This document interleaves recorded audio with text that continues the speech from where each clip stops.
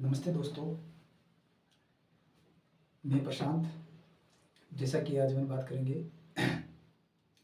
कि कोई भी कंपटीशन एग्ज़ाम हो गया, जैसे राजस्थान का कोई भी कंपटीशन एग्ज़ाम, तो उसके लिए अपन नोट्स कैसे बनाएं। जैसे मैंने टॉपिक रखा है कि बेहतर नोट्स कैसे बनाएं। ठीक है, तो देखिए वो नोट्स आप चाहे तो किसी कोचिंग संस्था से हम्म, पढ़ रहे हो या फिर आप यूट्यूब से पढ़ रहे हो या जो भी अपना तरीका हो सकता है। ठीक है, तो देखो सबसे पहले अपन समझेंगे कि नोट्स की इम्पोर्टेंस क्या होती है, क्यों बनाने जरूरी होते हैं नोट्स। कई साथी कहते हैं कि नहीं हम तो बुक से पढ़ लेते हैं। देखो सबका अपना अपना तरीका होता है, लेकिन फिर भी नोट्स कहीं ना कहीं इम्पोर्टेंस होते हैं। जैसे मैं इनकी इम्पोर्टेंस आपको बताऊँ तो नोट्स की इम्पोर्टेंस क्या होती है। सबसे बड़ी चीज़ तो ये है कि नोट्स होते हैं वो उनमें एक टॉपिक में कई बुकों का संग्रह होता है, कई टीचरों का उसमें संग्रह होता है, क्योंकि अपन ने उसमें अलग अलग शिक्षकों से पढ़ी हुई चीज़ें एक जगह अपने कलेक्शन कर रखे होते हैं। इसलिए क्या होता है, वो अपना खुद का संग्रह होता है, खुद का संग्रह। ठीक है, क्योंकि अपन ने कई अलग अलग शिक्षकों से पढ़े होते हैं, अलग अलग जगह से, अलग अलग कई कई टेस्ट सीरीज से कोई क्वेश्चंस मिल गया तो उस नोट्स में अपन ने लिख दिया, इसलिए वो अपना खुद का संग्रह होता है। ठीक है, दूसरी चीज़ अपने को नोट्स इसलिए बनाते हैं क्योंकि अपने को पता होता है कि अगर अपने नोट्स बना रखे हैं, अपने नोट्स बनाए, तो अपने को ये कॉन्फिडेंस होता है कि नहीं मैंने ये सब्जेक्ट पढ़ रखा है। ठीक है, तो कहीं ना कहीं अपने खुद के कॉन्फिडेंस के लिए ये चीज़ बहुत ज़रूरी होती है। ठीक है, अपना ऐसे कॉन्फिडेंस बूस्ट होता है। ठीक है, थर्ड चीज़ नोट्स अपने को इसलिए बनाने हैं क्योंकि इससे क्या होता है कि कोई एग्ज़ाम अपन ने, आप लोगों ने जैसे कोई एग्ज़ाम क्रैक कर दिया, क्रैक करने के बाद अगर आप कोई आगे की तैयारी करना चाहते हो, जैसे कई साथी होते हैं कि नोट्स बना, एग्ज़ाम क्रैक हो गया उसके बाद उन लोगों को मतलब फिर से तैयारी करना, मतलब सोचना पड़ता है कि कैसे तैयारी करें। तो इससे क्या होता है कि आप कुछ आगे की तैयारी करो तो इसमें भी आपके वो हेल्पफुल हो सकते हैं। ठीक है, जैसे आफ्टर 5 साल के बाद, आफ्टर 3 साल के बाद, तो आपके बाद में भी काम आते हैं।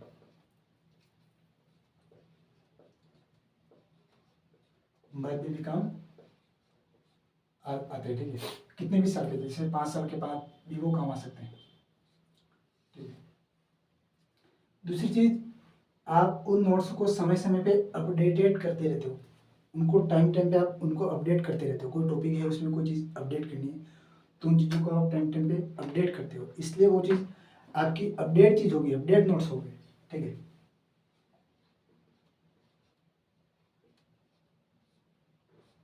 समय समय पे वो अपडेट करते रहोगे। ठीक है, अब बात करेंगे नोट्स को बनाना कैसे। ठीक है, तो नोट्स अपने को कैसे बनाने, जो मैं तरीका बता रहा हूँ वो क्या है, देखो आप कि आपको नोट्स बनाने के लिए क्या करना है कि जो बाजार से A4 साइज के जो पेज मिलते हैं, A4 साइज के जो पेज का जो पैकेट होता है, वो चाहे जेके का हो सकता है, जो भी, जैसे इस तरह से वो हो सकता है। जैसे मेरे पास है A4 साइज का पैकेट है, जो मेरे को पड़ा है 164 रुपये मेरे को पड़ा है, जिसके अंदर 500 पेज आते हैं। जो कि आपको पता होगा कि कोई रजिस्टर लेने जाते हैं तो वो कम से कम 200 रुपये में पड़ता है, जबकि 150 रुपये में पड़ता है। इससे क्या होता है, आप कम से कम 5 सब्जेक्टों के नोट्स आप इससे मैनेज कर सकते हो। क्या, कम से कम 5 सब्जेक्टों के नोट्स आप इससे मैनेज कर सकते हो। इसके अंदर ऐसे पेज आते हैं, ये ऐसे इसके अंदर पेज आते हैं, देख पा रहे होंगे आप ये क्या। तो अपने को क्या करना है, A4 साइज का पैकेट लाना है। अगर आपके पास पहले से अगर रजिस्टर है तो कोई दिक्कत नहीं, सुनिए। लेकिन आपको क्या करना है, कोई भी टॉपिक के नोट्स बना रहे हो तो उसके पीछे आपको जितने टॉपिक में नोट्स बना उसके आधे पेज आपको खाली रखने पीछे। जैसे 6 टॉपिक में पढ़ा आपके नोट्स बने हैं तो पीछे 3 पेज आपको उसको खाली रखने हैं। क्यों खाली रखना है, क्योंकि आप उसमें बाद में कोई MCQ हो या कुछ इंपॉर्टेंट चीज़ आ गई, कहीं से कुछ भी इंपॉर्टेंट प्रश्न आ गया, जो भी चीज़ में आपको अपडेट करनी है तो उसमें आप लिख सकते हो। ठीक है, ये तो बात हो गई पेज की, ठीक है। अब आगे बात करते हैं कि आपको क्या करना है कि उसमें चीज़ों को पास पास नहीं लिखना है, आप उसमें क्या करना है, आपको दूर दूर लिखना है। दूर दूर का मतलब ये हो गया कि यूनिक मतलब बिल्कुल दूर दूर नहीं, एक लाइन कोई परिभाषा लिखी तो उसके बाद थोड़ा मतलब गेप रखना है। जैसे मैंने कोई नोट्स बनाए, आपको बता दूँ, ये नोट्स बनाए, ये देखो, इसमें क्या है, इस तरह से आपको गेप रखना है, ठीक है। आपको इन चीज़ों के बीच में आपको गेप रखना है, दूर दूर लिखना है, मतलब ठसाठस भर के नहीं रख देना है, थोड़ा सा दूर दूर लिखना है, ठीक है। समझते होंगे आप इसे। आगे बात करते हैं कि आपको क्या करना है, उसमें सबसे ज़्यादा मैप का यूज़ करना है। मैप मैप जैसे राजस्थान जीके की बात करते हैं अपन, तो राजस्थान जीके में आपको यूनिक पूरा राजस्थान का मैप बनाना है। क्या आपको इस तरह से राजस्थान का मैप नहीं बनाना है कि आप यूँ राजस्थान का मैप बनाने लग गए धीरे धीरे 5 मिनट, नहीं। आपको क्या करना है, आपको फटाक से मैप बना देना ये, क्योंकि अपने को पता है राजस्थान का मैप कैसा होता है, पतंगाकार होता है। अब आप अपने को पता है लोकेशन किधर क्या लोकेशन है, जैसे झालावाड़ इधर है, आपको पता होगा बीकानेर ये इधर है, क्या, तो आप उसको यूँ लिख के बीकानेर हो गया, इस तरह से आप चीज़ों को लोकेट कर सकते हो, ठीक है। मैप यूज़ करना है। उसके बाद अपने को क्या करना है, उसमें तुलनात्मक चीज़ें, तुलनात्मक अध्ययन करना है। जैसे तुलनात्मक कैसे, कोई भी चीज़ होती है वो, जैसे टॉपिक को सब टॉपिक में बांटा गया है, ठीक है, मतलब 3 भागों में 4 भागों में बांटा है। जैसे कोई टॉपिक है उसको 3 भागों में बांटा है, तो आपको इस तरह से उसमें 3 पार्ट करने हैं, ठीक है। 3 पार्ट करने के बाद उसमें जो भी इंपॉर्टेंट चीज़ है वो उसमें लिखनी है आपको, ठीक है। अब आपको यूँ है कि उसके बारे में आपको विस्तारित लिखना है, तो आप उस सब टॉपिक को आप पीछे भी लिख सकते हो, कहीं भी आप उसको लिख सकते हो पीछे, ठीक है।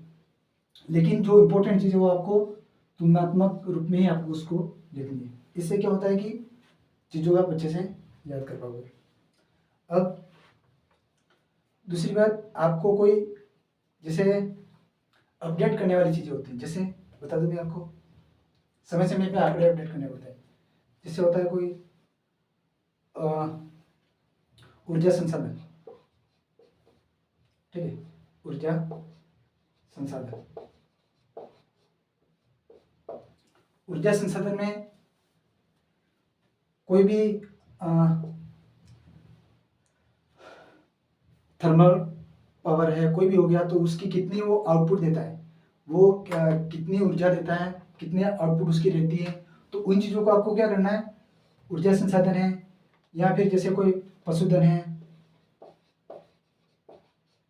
पशुधन, या मान सकते हो आप कृषि का टॉपिक है, या वो वन रिपोर्ट हो सकती है, कोई भी चीज़ है, जो भी चीज़ आपको पता है ये बदलती रहती है, तो इन चीज़ों को क्या करना है आपको, वो टॉपिक में सब चीज़ें पेन से लिखनी है, लेकिन जो आंकड़े होते हैं उन आंकड़ों को आपको केवल क्या करना है, पेंसिल से लिखना है। इससे क्या होता है कि नोट्स आपके 5 साल भी काम आ सकते हैं, आपके 4 साल भी काम आ सकते हैं, आपको एग्जाम के बाद भी आपको यूज़ करना हो तो आप उनमें वो आंकड़े पेंसिल से लिखे हो तो आप उनको चेंज कर सकते हो, ठीक है। अब आगे बात आती है, सबसे इम्पोर्टेंट चीज़ होती है ये, आपने नोट्स बना दिए, कोई मतलब नहीं, जब तक आपकी उन चीज़ों में ये चीज़ आपके काम नहीं आई तो आपका कोई मतलब नहीं।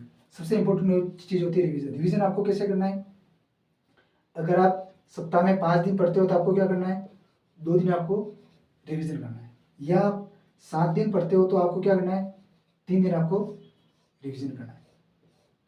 रिवीजन सबसे इम्पोर्टेंट चीज़ है। यूँ नहीं कि आप पढ़ रहे हो, पढ़ते जा रहे हो, पढ़ते जा रहे हो, नोट्स बनाते जा रहे हो, नहीं, लास्ट में रिवीजन करेंगे, 1 महीना बाकी हो रिवीजन करेंगे, आपने 4 महीने नोट्स बनाए फिर 1 महीना रिवीजन, तो लास्ट में चीज़ें क्या हो जाती है आपके लिए, फिर से नहीं हो जाती है वो, क्योंकि आपने क्या उन चीज़ों को लिखा ही नहीं, देखा ही नहीं वापिस, रिवीजन ही नहीं किया। इसलिए क्या होती है, आप वीकली में, आप सप्ताह में आप 2 दिन उनको रिवीजन करो। अगर आप 10 दिन में पढ़ रहे हो तो 10 दिन में आप 3 दिन उसको रिवीजन करो, 7 दिन नोट्स बनाओ। क्या, इससे क्या होगा कि आपकी चीज़ें रिकॉल याद, आपको उनको याद होती जाएगी चीज़ें, ठीक है। समय समय पर उनको रिवीजन करो, फिर वापस क्या करना है, वापस 7 दिन पढ़ना है, फिर वापस 3 दिन नोट्स बनाना है। इस तरह से आप उनको भले 3 दिन में आपको रिवाइज नहीं हो, भले आप उसकी 4 दिन ले लो, लेकिन रिविजन आपको जरूर करना है। ठीक है, मैं आशा करता हूँ आपको ये चीज़ अच्छी लगी होगी, समझ में आई होगी। अब ठीक है, बेस्ट ऑफ लक, मिलते हैं नेक्स्ट वीडियो, बाय बाय।